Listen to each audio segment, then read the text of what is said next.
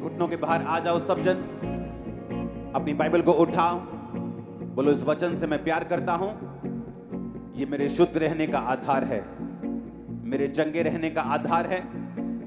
मैं अपना ध्यान इन वचनों के ऊपर लगाता हूं। उठाओ अपने पवित्र वचन बाइबल को,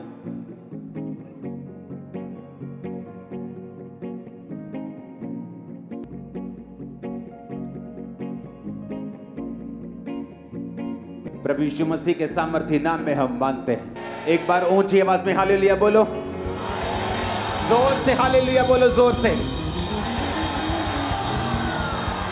स्वागत है चर्च यीशु मसीह की पवित्र हजूरी में। पौलुस कहता वो कलीसियाएं जिन्होंने काम किया मेरे साथ मिलके, वो बरकत को पाएंगी और उन्हें कोई भी कमी नहीं होगी। वो कलीसिया नहीं जो सिर्फ बरकत ढूंढने के लिए चर्च में आती, वो कलीसिया जिन्होंने अपने दर्शन के साथ, जो उसके दास को मिला है, खुदावंद के दास को मिला है, आपके अगुए को मिला है, उस दर्शन के साथ मिलकर जो काम करती हैं वही कलीसिया आशीषित है। पौलुस ने कहा इसलिए तुम्हारी हर घटी को परमेश्वर महिमा सहित पूरा करेगा। किसी के घर में पैसे की कमी हो जाती तो मांगने जाता है, मेरी बेटी की शादी है, मुझे 50,000 रुपए चाहिए, तो सामने वाला बेइज्जती करके उसको देता है। कई बार दे तो देता है लेकिन बेइज्जती करता है 4-5 बार, 10-15 जगह पे उसकी बेइज्जती होती। लेकिन परमेश्वर ने कहा अगर तुम्हें घटी होगी तो वो महिमा सहित, बेइज्जती के साथ नहीं बल्कि इज्जत के साथ मैं पूरी करूंगा, क्योंकि तुमने मेरे कामों में हिस्सा दिया है। तुमने जब बोना था बोया है, जब तुमने प्रार्थना करनी थी प्रार्थना की है, जब रोजा रखना था रोजा रखा है, तुमने मेरे राज्य में मेरी मदद और सहायता की है। जो आप प्रार्थनाएं कर रहे हैं उसका असर होना शुरू हो चुका है। आपको प्रार्थना करनी है परमेश्वर इस चर्च से हजारों मिशनरीज पूरे इंडिया में आप भेजे, उसके लिए काम करना परमेश्वर स्टार्ट करे चर्च में। जो जाएं और हजारों मिशनरीज अलग अलग जगह पे जाके, अलग अलग स्टेट पे जाके परमेश्वर के सुसमाचार को प्रचार कर सके कि परमेश्वर धर्म और जात को बदलने नहीं, जीवन को बदलने के लिए आया। आप विश्वास करते हैं ऐसा होगा? ऐसा श्योरली होगा इन जीसस नेम। उनके लिए जो चीजें चाहिए, जो फाइनेंस चाहिए, वो सब बात की बातें हैं। जब हम शुरू करेंगे खुदावंद का आत्मा सब बातों को कंप्लीट करेगा। हालेलुया। अगर आप चाहते हैं ऐसा हो तो आपको रोज प्रार्थना करने के लिए चर्च में आना है। अगर आप चाहते हैं कि जिस तरह आप बचाए गए दूसरे लोग बचाए जाएं, जहां पर प्रचार नहीं पहुंचा, कई गांव में हिंदी प्रचार भी लोग नहीं समझते, लेकिन वहीं के लोग अगर प्रीच करेंगे वो समझेंगे, और वो लोग तब प्रीच करेंगे अगर सीखेंगे तब, अगर यहाँ व्यवस्था होगी, और वो व्यवस्था परमेश्वर पूरा कर देगा, पूरी कर देगा जब आप रोज आकर यहाँ पर प्रार्थना करेंगे। परमेश्वर ने हेवन को ओपन करना शुरू कर दिया है और वो और करेगा आपकी मेरी लाइफ और इस चर्च के ऊपर और भारत के ऊपर और देश के ऊपर, विदेश के ऊपर, सब लोगों के ऊपर। आमीन। दूसरी जगह जहां परमेश्वर ने मुझको दर्शन दिया है कि दुनिया के हर एक टॉप लीडर से मिलना और उनको परमेश्वर के बारे में, अपनी गवाही के बारे में बताना, इसलिए मैंने उस विषय में भी काम शुरू कर दिया है। चाहे वो किसी भी देश के प्रधानमंत्री हों, प्रेसिडेंट्स हों, उनके साथ मैं मिलूंगा, अपनी टेस्टिमनी को दूंगा, परमेश्वर के दर्शन को शेयर करूंगा। जितने उस दर्शन में शामिल होना चाहेंगे उनको शामिल किया जाएगा, चर्च में शामिल किया जाएगा खुदावंद के कामों के लिए। ये आपको प्रार्थना करनी है अगर आप ये चाहते हैं सारे काम हो। हालेलुया। इसलिए मैंने कहा खामरा चर्च जो है वो विश्वासियों को पैदा करने के लिए सिर्फ विश्वास नहीं रखती। जब भी कलीसिया ने प्रार्थना करने के लिए अपने घुटने लगाए हैं, परमेश्वर ने रास्तों को खोला है, हेवन को ओपन किया। हालेलुया। जब भी बाइबल कहती है यूहन्ना 5 उसकी 25 आयत में, मैं तुमसे सच सच कहता हूं वह समय आता है और है जितने मृतक परमेश्वर के पुत्र का शब्द सुनेंगे और जो सुनेंगे वो जिएंगे। यूहन्ना 3 उसकी 31 आयत, जो ऊपर से आता है वह सर्वोत्तम है, जो पृथ्वी से आता है वह पृथ्वी का है और पृथ्वी की ही बातें करता है, जो स्वर्ग से आता है वह सबसे ऊपर है। यूहन्ना 3 उसकी 27 आयत, यूहन्ना ने उत्तर दिया, जब तक मनुष्य को स्वर्ग से ना दिया जाए तब तक वह कुछ नहीं पा सकता। हालेलुया। ऊंची आवाज से बोलो हालेलुया। यूहन्ना 3 उसकी 31, जो ऊपर से आता है वो सर्वोत्तम है। बाइबल कहती है जब आप प्रार्थनाएं करते हैं तो ऐसी चीजें आसमान आपके लिए खुलता है और सर्वोत्तम जो परमेश्वर की ओर से आपकी लाइफ में आता है। लोगों को पैसा मिल सकता है, फेम मिल सकता है, लेकिन अगर वो ऊपर से नहीं आया तो वो सर्वोत्तम नहीं है। अगर वो ऊपर से नहीं आया उसकी कोई भी गारंटी नहीं है। इसीलिए बहुत से लोग मिलियंस फॉलोअर्स को लेने के बाद भी, एक बड़ी कुर्सी पे पहुंचने के बाद भी, बड़े पॉलिटिकल कैरियर में सफल होने के बाद भी सुसाइड कर लेते हैं, क्योंकि बाइबल कहती है जो ऊपर से नहीं आया वो सर्वोत्तम नहीं है। और बाइबल कहती है जब डैनियल ने प्रार्थना करनी शुरू की और परमेश्वर से मांगना शुरू किया, तो वचन कहता है कि पहले ही दिन जब उसने प्रार्थना और उपवास के साथ परमेश्वर के सामने दुहाई देनी शुरू की, तो बाइबल कहती है परमेश्वर ने उसकी प्रार्थना सुन के उत्तर को भेजा, अपने दूत को भेजा। रास्ते में शैतान उस दूत से लड़ता रहा, और जब दूत लड़के शैतान से डैनियल के पास पहुंचा और बताया कि मैं तेरी प्रार्थना का उत्तर देने के लिए आया हूं, जब तुमने पहले ही दिन अपना मन लगाकर प्रार्थना शुरू की थी, मुझे उत्तर देने के लिए तुझे भेज दिया गया था। बाइबल कहती है जो ऊपर से आता है वो सर्वोत्तम है, लेकिन ऊपर से जो आएगा वो तभी आएगा जब आप मांगेंगे, क्योंकि वचन कहता है मांगो तो दिया जाएगा। अगर आपने मांगा नहीं तो आपने पाया नहीं। परमेश्वर ने कहा मैं अपने बच्चों के मांगने से पहले जानता हूं कि उन्हें किन चीजों की आवश्यकता है, लेकिन मैं उन्हें तभी देता हूं जब वो मांगते हैं, क्योंकि वचन कहता है मांगो तो दिया जाएगा। हालेलुया। परमेश्वर ने कहा जब तक मनुष्य को स्वर्ग से ना दिया जाए वो नहीं पा सकता। और वचन की गहराई बताती है कि जब आप परमेश्वर के सामने घुटनों को टेकते हैं और प्रार्थना करते हैं, दाऊद कहता है मैं सांझ को, मैं भोर को, दोपहर को, तीनों पहर तेरी दुहाई देता रहूंगा और तू मेरी सुन लेगा। बाइबल कहती है डैनियल 3 टाइम परमेश्वर के सामने परमेश्वर का धन्यवाद करने के लिए और प्रार्थना करने के लिए जाया करता था। वो 3 टाइम परमेश्वर के सामने रोज उपस्थित होता था, क्योंकि हम जानते हैं कि जो कुछ परमेश्वर ने मेरे लिए सोचा है, जो स्वर्ग से मेरे लिए उतरेगा, जो परमानेंट होगा, जो टेम्परेरी नहीं होगा, जो थोड़े दिनों का नहीं होगा, जो आशीष लगातार मेरी जिंदगी में रहेगी, वो तभी आएगी अगर वो स्वर्ग से उतरेगी, क्योंकि वचन कहता है जो ऊपर से आएगा वो सर्वोत्तम होगा। अपने हाथों को उठा और बोलो जो ऊपर से आएगा वो सर्वोत्तम होगा। मैं मांगता हूं मेरी लाइफ में सर्वोत्तम आए। आमीन। यीशु मसीह ने कहा अगर मनुष्य को स्वर्ग से ना दिया जाए तब तक वह कुछ नहीं पा सकता।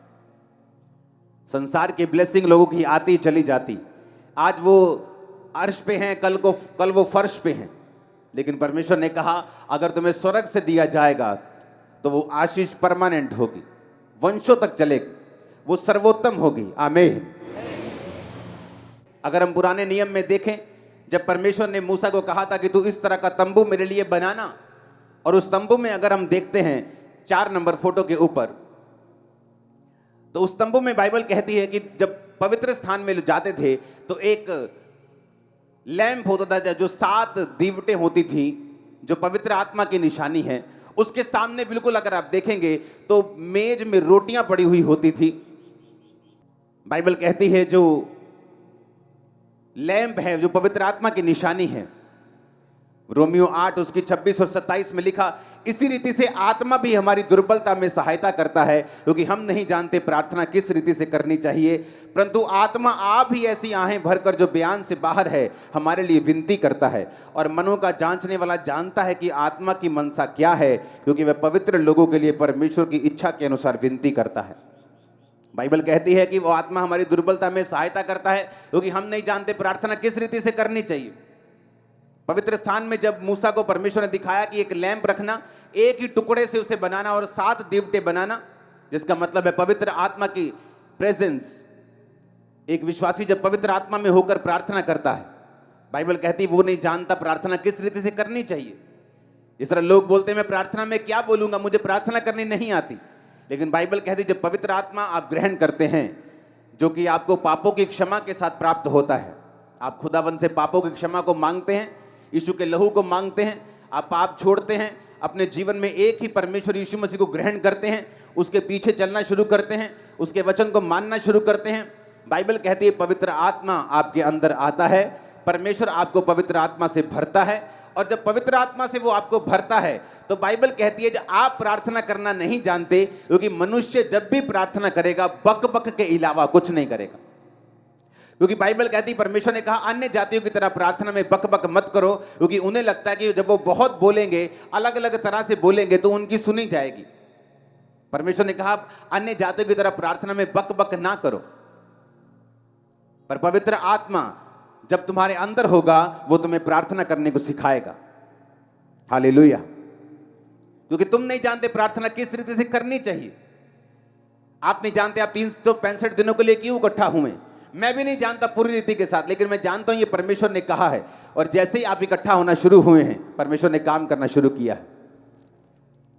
अब परमेश्वर ने क्यों वो फोटो में दिखाया है कि वो पवित्र आत्मा उस लैंप को उसी जगह क्यों रखा जहां रोटी पड़ी है।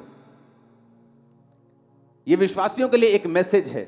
अगर आपकी लाइफ में पवित्र आत्मा नहीं है तो आप नहीं जानते प्रार्थना किस रीति से करनी चाहिए, और अगर आपको पवित्र आत्मा के द्वारा प्रार्थना नहीं करते, आप नहीं पा सकते जो ऊपर से आता है। आप धरती की आशीषें पा सकते हैं, लेकिन वो परमेश्वर की ओर से अगर नहीं है, वो टेम्परेरी है, थोड़ी देर के लिए है। बाइबल कहती है जो सुख यहोवा देता है उसके साथ वो दुख नहीं मिलाता। अगर वो आपको पैसा देगा उसको भोगने की शक्ति भी देगा। अगर आपको वो शरीर देगा वो पैसा भी देगा। अगर पैसा देगा तो आपको बीमारियां नहीं देगा कि आप उसका आनंद मान सकें, अपने बच्चों के साथ, फैमिली के साथ रह सकें। वो आपको बरकत देगा। और बाइबल कहती है जो ऊपर से आता है वो सर्वोत्तम है। और अगर ऊपर से कोई ब्लेसिंग चाहिए तो आपको प्रार्थना करनी आनी चाहिए। अगर प्रार्थना आनी आपको सीखनी है तो बाइबल कहती तुम अपनी मर्जी से प्रार्थना नहीं कर सकते, पवित्र आत्मा तुमको सिखाता है प्रार्थना किस रीति से करनी चाहिए। आमीन। कई बार आप प्रार्थना करने के लिए बैठते हैं, आपको रोना आता है। कई बार आप प्रार्थना करने के लिए बैठते हैं, आपको जोश आता है। आप प्रार्थना करने के लिए बैठते हैं, कई बार आपका दिल करता है वर्शिप सुने, आनंद से। ये सब पवित्र आत्मा के कार्य हैं। आमीन।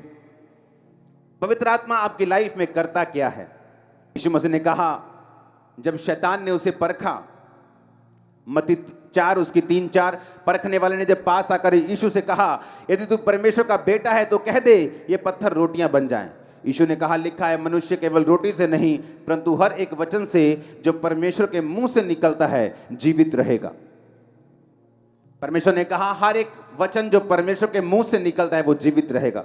अगर इस वचन को हम यूनानी भाषा में पढ़ें, जो शब्द लिखा गया वचन, 2 तरह का वचन है, एक है लोगोस, एक है रेमा। लोगोस यानी जो बाइबल में लिखा हुआ है, लिखा हुआ वचन जिसे लोगोस बोलते हैं, और रेमा वचन जो खास आपके लिए किसी खास परिस्थिति में, आपकी जिंदगी के किसी खास टाइम पर परमेश्वर देता है, उसे रेमा वचन कहते हैं। जीसस ने कहा अगर तुम्हें जिंदा रहना है तो तुम्हें परमेश्वर के मुंह से निकला वचन, ये वचन लोगोस की बात नहीं हो रही। जब यूनानी भाषा में इस जगह वचन की ट्रांसलेशन को पढ़ते हैं तो उस जगह लिखा है रेमा, कि तुम अगर जिंदा रहना चाहते हो तो तुम्हें परमेश्वर से रेमा वचन चाहिए। हालेलुया। बाइबल कहती है जब पतरस परमेश्वर के सामने था और परमेश्वर पानी पे चल रहे थे तो पतरस ने ऐसा नहीं कहा कि मैं तेरे पास पानी पे चल के आ रहा हूं, मैं जिस तरह इजराइलियों ने समुद्र 2 भाग करके बीच से चल पड़े थे मैं भी तेरे पास आ रहा हूं। उसने ऐसा नहीं कहा। उसने कहा परमेश्वर अगर तू आज्ञा देगा, अगर तू आज्ञा देगी पानी पे चल के आ तो मैं आऊंगा। उसने रेमा वचन मांगा परमेश्वर से, और परमेश्वर ने कहा पतरस आ जा। कोई भी चेला पानी पे नहीं चला पतरस के अलावा, क्योंकि परमेश्वर ने उसको रेमा वचन यानी वो वचन जो उसकी जिंदगी में खास परमेश्वर ने दिया था। हालेलुया। आपके घर में गेहूं है कि नहीं? है कि नहीं? क्या उसको खा सकते, भूख मिटा सकते? क्या वो अन्न नहीं है? क्या वो अन्न है कि नहीं? क्या फिर भी उसको खा सकते हैं? क्या नहीं खा सकते। उसका आटा बनाना पड़ेगा, उसको खाने योग्य करना पड़ेगा, तभी उसको खा सकते हैं। जो परमेश्वर का लिखा हुआ वचन है वो गेहूं की तरह है, और जो परमेश्वर का रेमा वचन है वो पिसे हुए गुथे हुए आटे की तरह जिसकी सिर्फ रोटियां बननी। आमीन। है तो वो भी वचन ही, लेकिन आपकी लाइफ में अभी पर्सनल नहीं हुआ क्योंकि आपने अभी लिखा हुआ जो वचन है उसको पढ़ा नहीं है। आप परमेश्वर की प्रेजेंस में बैठे नहीं हैं, आपने पवित्र आत्मा के साथ समय नहीं बताया कि वो लिखे हुए वचन को आपकी जिंदगी में जीवित कर दे। एक व्यक्ति बीमार हो सकता है चर्च में और उसे मालूम है कि जीसस क्राइस्ट के कोड़े खाने से मैं चंगा हो चुका हूं, लेकिन कभी प्रार्थना में नहीं बैठा। लेकिन जैसे ही वो प्रार्थना में बैठेगा, इस वचन को पढ़ेगा, इस वचन को रियलाइज करेगा कि जीसस ने मेरे लिए कोड़े खाए हैं, वो इस वचन के विषय में प्रार्थना करेगा, तो हो सकता है ये वचन पवित्र आत्मा एक दिन उसके जिंदगी में जीवित कर दे। और जैसे ही वचन जीवित होता है, उसको अंदर से मालूम होना शुरू हो जाता है कि नहीं, अब उसके कोड़े खाने से मैं सचमुच चंगा हो चुका हूं, ये बीमारी जाएगी, मैं नेक्स्ट टाइम जब डॉक्टर के पास जाऊंगा ये रोग जा चुका होगा और मेरी रिपोर्ट नॉर्मल होगी। मैं उस वचन की बात कर रहा हूं, आमीन। लेकिन ये प्रैक्टिकल चीजें हैं, जब आप परमेश्वर की प्रेजेंस में बैठते हैं, पवित्र आत्मा की मदद को मांगते हैं, तो वो आपकी लाइफ में आपको देता है। कितने इस बात को समझ रहे हैं? इसलिए उसने कहा हर एक वचन से जो प्रभु के मुख से निकलेगा तुम जीवित रहोगे। हर एक उस रेमा वचन से। मेरी लाइफ में रेमा वचन अलग है जो परमेश्वर ने मुझे दिया। मेरी लाइफ के अलग अलग संघर्ष के दिनों में परमेश्वर ने मुझे रेमा वचन दिया। संघर्ष से निकल गया तब भी रेमा वचन दिया, आगे बढ़ने के लिए, चर्च को एक नेक्स्ट लेवल पे लेके जाने के लिए। अब भी वो मुझको रेमा वचन देता है एक नेक्स्ट लेवल पे जाने के लिए और आगे बढ़ने के लिए। वो आपको रोज रोज, हर महीने, हर 15 दिन में, हर 6 महीने वो आपको रेमा वचन देता है। वो आपके बिजनेस के लिए हो सकता है, आपके फैमिली के लिए हो सकता है, वो आपके परिवार के लिए हो सकता है, आपके शरीर के लिए हो सकता है, आपकी सेवकाई के लिए हो सकता है। जो कुछ परमेश्वर ने आपके लिए सोचा है, जो सर्वोत्तम है, जो स्वर्ग में आपके लिए रखा हुआ है, उसको नीचे धरती पर प्रैक्टिकल लाने के लिए आपको पवित्र आत्मा के साथ संगति करनी पड़ेगी। आपको वचन पढ़ना पड़ेगा और आपको वचन पढ़ते हुए यह ध्यान रखना पड़ेगा कि वो पवित्र आत्मा जो आपके अंदर है उस वचन को एक दिन जिंदा कर देगा। जो कच्चा अन्न आपके पास है उसको एक दिन पका देगा और उससे आप अपनी भूख को मिटाएंगे। और आप ही नहीं, आपका परिवार भी अपनी भूख को मिटाएगा। आमीन। ऊंचे वाला चाहिए चर्च। हालेलुया। इसलिए वचन में लिखा कि तुम नहीं जानते प्रार्थना किस रीति से करनी चाहिए। पवित्र आत्मा तुम्हें प्रार्थना करना सिखाता है। आमीन, आमीन। आप वचन पढ़ते हैं, आप वचन पढ़ते जाते हैं। अगर पवित्र आत्मा आपके अंदर है तो एक दिन उस वचन को वो जागृत कर देगा आपकी लाइफ में। और जैसे ही वो वचन जीवित हो जाएगा, जैसे ही परमेश्वर का आत्मा जस्ट एक नैनो सेकंड में, आंख छपकने के टाइम में ही वो आपके साथ बात करेगा। और जैसे ही वो आपके साथ बात करेगा, आपको मालूम होगा मेरा हल हो चुका है। अब मुझे सिर्फ परमेश्वर की इस इंस्ट्रक्शन को फॉलो करना है, परमेश्वर के इस वचन को मानना है और आगे बढ़ना है। आमीन। बाइबल कहती है कि पवित्र आत्मा जिसका नाम ही पवित्र है, क्या आपको लगता है वो गंदी जगह में बैठेगा? उन जिंदगियों में बैठेगा जहां गंदगी है, जहां परमेश्वर के वचन के अनुसार वो नहीं चला जाता? आपको लगता है पवित्र आत्मा उन जगहों पे होगा? जब पवित्र आत्मा उन जगहों पे है ही नहीं, जब पवित्र आत्मा लाइफ में है ही नहीं, जिनकी लाइफ में नशे हैं, जिनकी लाइफ में माफी नहीं है, जो माफ करना नहीं जानते, जो अलग अलग तरह के पापों में फंसे हैं, वो पवित्र आत्मा उनके पास अगर है ही नहीं तो वो क्या जिलाएगा, वो क्या दिलवाएगा जो ऊपर का है? वो सर्वोत्तम कैसे पाएंगे? एक जानवर भी पूंछ मार के सफाई में साफ जगह में बैठता है, तो पवित्र आत्मा जो है ही पवित्र, उसे आपका जीवन पवित्रता में चाहिए, आपके अंदर आने के लिए, आपके साथ काम करने के लिए। वो उन हाथों को इस्तेमाल नहीं कर सकता जो चोरी के दागों से लिपड़े पड़े हैं, गंदे हुए पड़े हैं। वो उन पैरों के साथ नहीं चल सकता जो हर वक्त वेश्याओं के घरों की ओर जाते हैं। क्योंकि पवित्र आत्मा ही है जो आपको सिखाता है कि प्रार्थना भी कैसे करनी है। पवित्र आत्मा ही तुम्हें सिखाता है और पवित्र आत्मा ही है जो वचन को तुम्हारे अंदर जिंदा कर देता है। बहुत लोग पढ़ते हैं बाइबल। बहुत से ऐसे लोग हैं जिन्होंने बाइबल को एज ए सब्जेक्ट पढ़ के पीएचडी की हुई, लेकिन अभी भी पवित्र आत्मा के गहरे भेदों को वो नहीं जानते, क्योंकि उन्होंने बाइबल सब्जेक्ट के रूप में पढ़ी है। लेकिन पवित्र आत्मा ही वचन में कहता है, नीति वचन में, कि मैं तुमको अपने वचन बताऊंगी, मैं वचन के गहरे भेद तुम पर उड़ेल दूंगी। वो कौन कह रहा है? वो परमेश्वर की आत्मा आपसे कह रही है। हालेलुया। परमेश्वर का आत्मा अगर आपके अंदर होगा, आपको प्रार्थना करनी आ जाएगी। अगर परमेश्वर का आत्मा आपके अंदर होगा, जब आप वचन को पढ़ेंगे, उस वचन को वो जिंदा कर देगा, आपके लिए रेमा वचन बना देगा। और जीसस ने कहा अगर तुम्हारे पास रेमा वचन नहीं है, तुम जिंदा नहीं रह सकते। कौन से जिंदापन की मैं बात कर रहा हूं? अगर लोगों के घरों में चले जाओ, शादी तो हुई है लेकिन मरी हुई, वो हस्बैंड वाइफ तो हैं लेकिन लोगों की निगाहों में, बिजनेस तो है लेकिन अंदर से मरा हुआ है, अंदर से खोखला है, अंदर से कर्जों से भरा हुआ है, अंदर से मरा हुआ है। फैमिली तो है, अंदर से डेड है। शरीर तो दिख रहा है, अंदर से डेड है। परमेश्वर ने कहा जब तक तुम परमेश्वर के वचनों को नहीं लोगे, रेमा वचन को प्राप्त नहीं करोगे, तुम जी नहीं सकते। हालेलुया। यीशु के वचन में लिखा जितने मृतक परमेश्वर के वचनों को सुनेंगे वो जिएंगे। कौन से मुर्दों की परमेश्वर बात कर रहा है? वो उन्हीं मुर्दों की बात कर रहा है जो अलग अलग सिचुएशन में मरे हुए हैं। अगर उसने कहा अगर तुम जीना चाहते हो तो पवित्र आत्मा को अपने अंदर बसाओ, पापों से तौबा करो, मेरे सामने आओ। पवित्र आत्मा तुम्हें प्रार्थना करना सिखाएगा। पवित्र आत्मा उन शब्दों को, वचन को, लोगोस को, जो लिखा हुआ वचन है, तुम्हारी जिंदगी में जीवित कर देगा। आप घर में आए और आपको बहुत भूख लगी हो और दाल पड़ी हो घर में, जितनी मर्जी भूख लगी हो, आप कच्ची दाल नहीं खा सकते। अगर आप बोलेंगे मेरे पास पकाने का टाइम नहीं, आप कच्ची दाल खा जाएंगे, आप उल्टा बीमार हो जाएंगे। उसी तरह से वचन है लिखा हुआ, वो आपको मिलता है, उसको पकाना आपने है।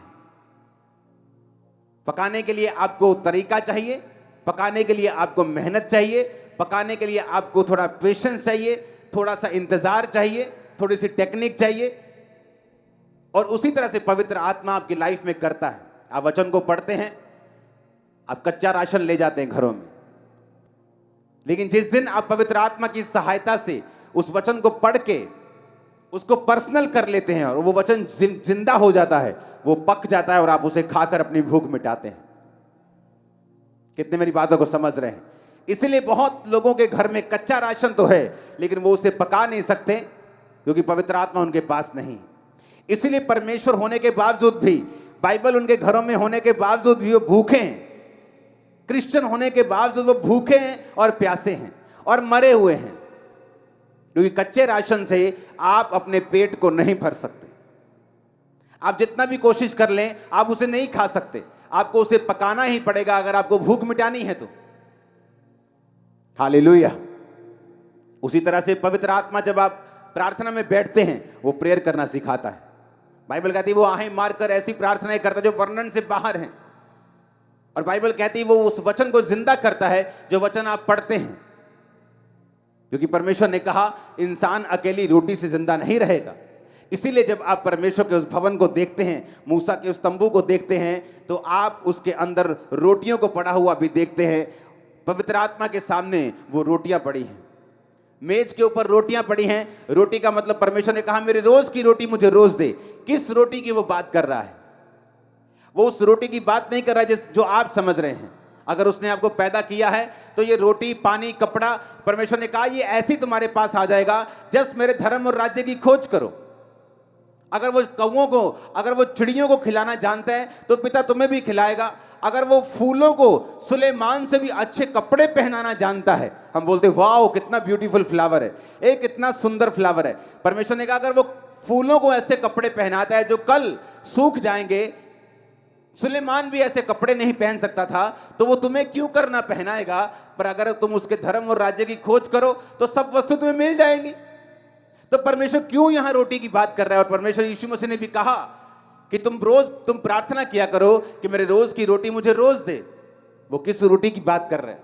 वो उसी रोटी की बात कर रहे हैं जो मैंने आपको समझाई है, जो रोज की रेवलेशन आपको चाहिए, जो रोज की ग्रेस आपको चाहिए, रोज का अनुग्रह आपको चाहिए अपना काम करने के लिए, क्रिश्चियन जीवन जीने के लिए, अपना बिजनेस चलाने के लिए भी आपको ग्रेस चाहिए, सेवकाई चलाने के लिए आपको ग्रेस चाहिए, बड़ा काम करने के लिए, लोगों के प्रधानमंत्रियों से आपको ग्रेस चाहिए, आपको इनर पीस चाहिए, आपको ताकत चाहिए, आपको विजडम चाहिए, आपको बुद्धि चाहिए। परमेश्वर कैसे बड़े काम करने, और कैसे आएगी ये? उसने कहा पवित्र आत्मा तुम्हें बताएगा।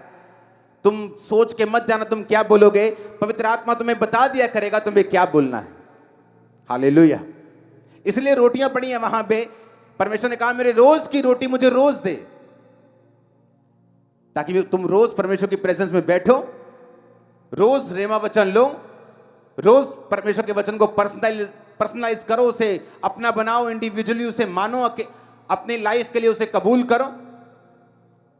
तो उसने कहा मेरी रोज की रोटी मुझे रोज दे। वो उन रोटियों की बात नहीं कर रहा, कहता वो रोटियां तो चिड़ियों को भी वो खिलाता है, कौओं को भी खिलाता है, तो तुम्हें क्यों ना खिलाएगा? फूलों को पहनाता तुम्हें क्यों ना पहनाएगा? पर कहता मेरे धर्म और राज्य की खोज करो तो सब वस्तुएं पीछे पड़ के तुम्हें मिल जाएंगे। पर कहता प्रार्थना करो कि मेरी रोज की रोटी मुझे रोज दे। Hallelujah, hallelujah.